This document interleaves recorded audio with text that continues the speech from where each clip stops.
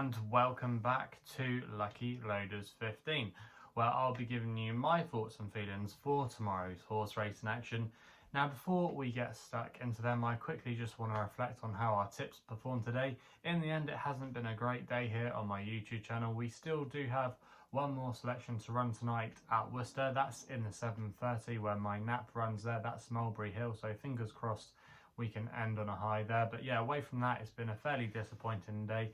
None of our selections have really been there in the mix. If you probably had to say which one was most up there, you would probably say Scaramanga. That was one of my extra tips of the day. Was very well gambled, was vying for favouritism in the end, and I thought turning into the home bend had a good chance of winning, and when Sylvester looked to have kicked clear, he just got swallowed up in the closing stages, so that was a little bit of a frustrating one there. But yeah, away from that, Salukin was very disappointing. He was my next best of the day. I thought Frankie maybe just gave him a little bit too much to do, but there were really not too many excuses for him because he had every chance if he was good enough to pick off his rivals. But yeah, he just didn't fancy it today.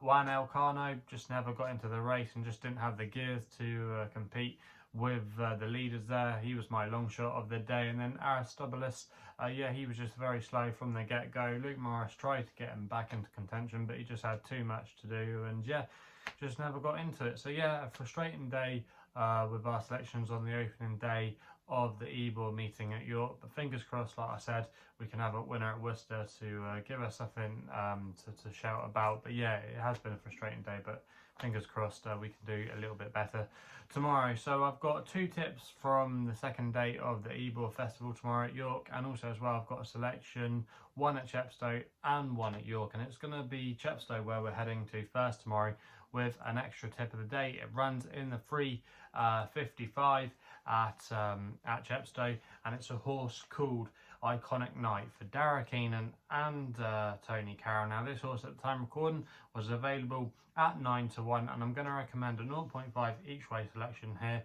Now, this horse is really slipping down the weights. He hasn't shown too much this year, but there have been glimmers of hope on one or two runs. He's really well treated, like I say, on his old form. He's now down to the mark of 61, which really, you think if he's going to retain any ability, this should be the place where he's going to do it. He's a course winner, and he's been hinting that going up to 7 furlongs could really suit him. He's been travelling quite well, but then just being outpaced, and I think the step up to 7 will really suit. He has hinted at ability at this trip before, so I wouldn't be too worried there.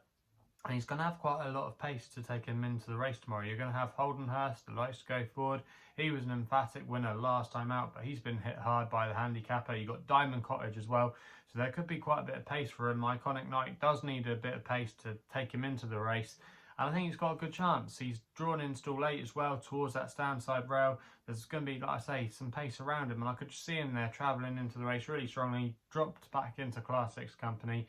He's had a little bit of a break as well to freshen up. He's had a few weeks off, and I think he could just be primed tomorrow to run a big race. And at 9-1, I think that's a good each way bet there. And yeah, he's lurking on a tempting mark now. And like I say, it's a bit now or never with him, but I do think he could potentially still retain a little bit of ability, and he's worth a small each way bet there in the 3:55 at Chepstow. We then head to York for the first selection. There we're going to be going with the Ebor meeting. This is where my next best of the day is going to be coming from. It's in the 4:45. It's the Henry Cecil listed filly stakes, and I thought Portfolio could be the one for Ryan Moore and Sir Michael Stout in the colours of Her Majesty the Queen.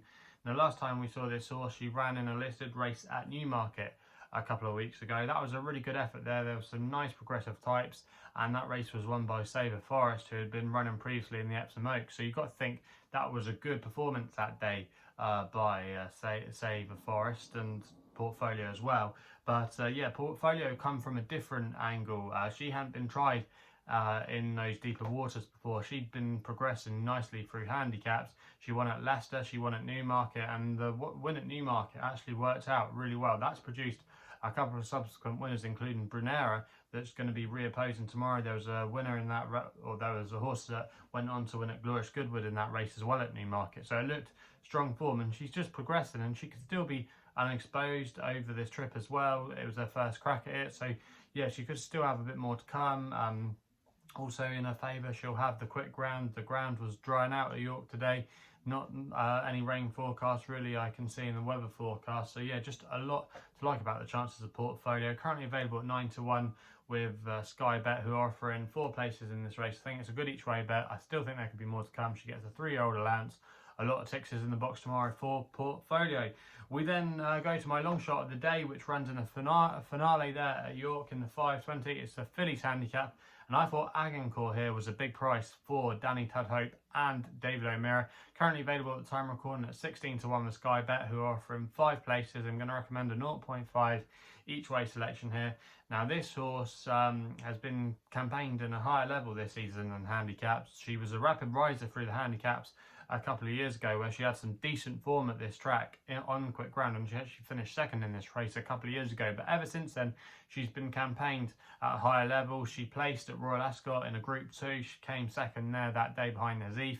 Also as well, she's a listed winner in her own right. She's, like I say, run some really good races in defeat, but this season she's probably found it a little bit tough, and she's been eased by the handicapper now down to a mark of 101. She's dropped nearly £8 this year, so yeah, she has fallen down the weights, and I just think she hasn't had everything in her favour. But I think returning into this race, she does have a really good chance tomorrow. She's a strong travelling type, and she'll finally have that better ground in her favour. Forgive her run last time at a Goodwood. Her best form has come on a quicker surface, and I just think she's got a lot, like I say, going for her tomorrow. There'll be plenty of pace in her.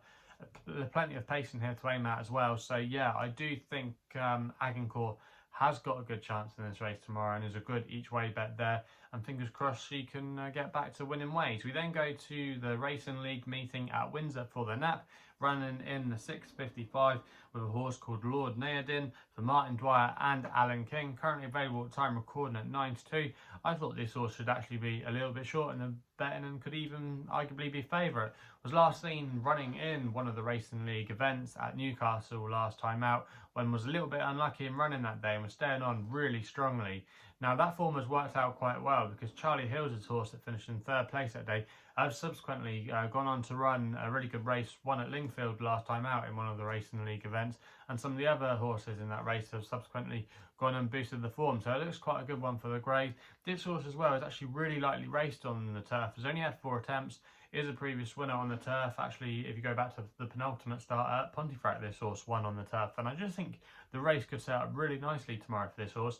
Drawn in stall 3, and is going to have Hieronymus just inside him, who I imagine will go forward and try and grab that stand side rail, and it could set up for Lord Neidin, because he needs a strong pace to aim at. There's a couple of others that like to get on with things, and he's drawn in the right part of the track to exploit that. So if he can just track Hieronymus and get a clear run, I think at 9-2, I do think that's not a bad price at all, and is still unexposed and going on an upward curve in my opinion, and could still have a couple of pounds to play with from his current handicap mark. So I do think there's a lot to like about his chances tomorrow, and if Martin Dwyer can get him in the right place, I do think he's got a really strong chance. So they're the 4 tips for tomorrow's horse racing action. If you're still enjoying these videos, remember to hit that thumbs up button and subscribe here to my YouTube channel at Lucky Loaders 15.